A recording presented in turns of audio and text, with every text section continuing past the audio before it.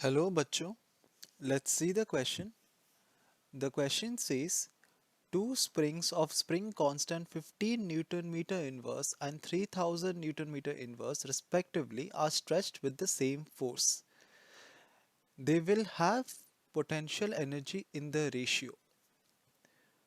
तो very simply question में हमको दो स्प्रिंग्स दिए गए हैं और दोनों स्प्रिंग्स के स्प्रिंग कांस्टेंट्स के वैल्यू हमको प्रोवाइड किए गए हैं. तो सपोज हमारे पास हम अज्यूम करते हैं कि दो स्प्रिंग्स हैं जिनके स्प्रिंग कांस्टेंट्स है K1 is equal to 1500 newton metre inverse और सेकेंड स्प्रिंग का जो स्प्रिंग कांस्टेंट है K2 that is equal to 3000 newton metre inverse.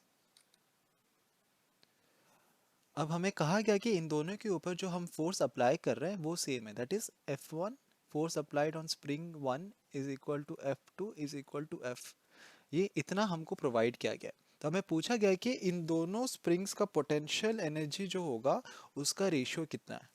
ठीक है, तो पहले हमें पता है कि अगर हम एक स्प्रिंग को स्ट्रेच करेंगे, अगर सपोज हमारे पास एक स्प्रिंग है तो इस स्प्रिंग पे हमने एक फोर्स अप्लाई किया F और ये स्प्रिंग इस पोजीशन से इस पोजीशन की तरफ आता है, यहाँ से यहाँ तक स्ट्रेच होता है और इसका डिस्टेंस x है और स्प्रिंग का स्प्रिंग कांस्टेंट का वैल्यू है k. Then we know that force applied F is equal to kx. In terms of magnitude ये हो जाएगा F is equal to kx. ठीक है, तो हमको जो दो स्प्रिंग्स दिए गए उसके लिए हम निकाल सकते हैं F1 इज इक्वल टू कितना होगा, तो ऑब्वियसली हो जाएगा K1 x1. F2 is equal to K2 x2. तो अगर हमको x को लिखना है in terms of F and K, तो ये जो x1 is equal to F1 by K1 and x2 is equal to F2 by K2. तो हमको डिस्टेंस मिल गया in terms of force applied and spring constant. And we also know that similarly अगर हमारा जो स्प्रिंग है अगर वो डिस्टेंस x मूव कर रहा है then the potential energy stored in the spring that is U is equal to 1/2 kx². ये होता है फॉर्मूला फॉर पोटेंशियल एनर्जी और ये होता है फॉर्मूला फॉर फोर्स अप्लाई. ठीक है, और हमको U1/U2 निकालना है, पोटेंशियल एनर्जी का रेशियो निकालना है. तो अब हम सिंपली पोटेंशियल एनर्जी का रेशियो यहाँ पर निकाल सकते हैं. So we'll use the direct formula. So we have U1 is equal to how much? U1 by U2 कितना हो जाएगा, सिंपली हो जाएगा 1/2 K1 x1 square divided by 1/2 K2 x2 square. ठीक है, तो ये हो जाएगा 1/2 into K1 is how much, K1 is 1500 into x1 का कितना था F1 by K1, it is F1 by K1 whole square.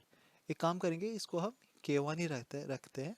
Similarly हो जाएगा 1/2 into K2 into F2 by K2 whole square. Right, so we have U1 by U2 is equal to 1/2 into K1 into F1 और F2 हमको question में दिया गया है कि they are equal, so this is equal to F. तो ये हो जाएगा कितना F square divided by K1 square divided by 1/2 into K2 into F square by K2 square. तो F और F यहाँ पर कैंसिल हो जाएगा, 1/2 भी यहाँ पर हमारा कैंसिल हो जाएगा और हमको मिलेगा कितना, तो यहाँ पर 1/K1, तो this will be equal to K2 by K1.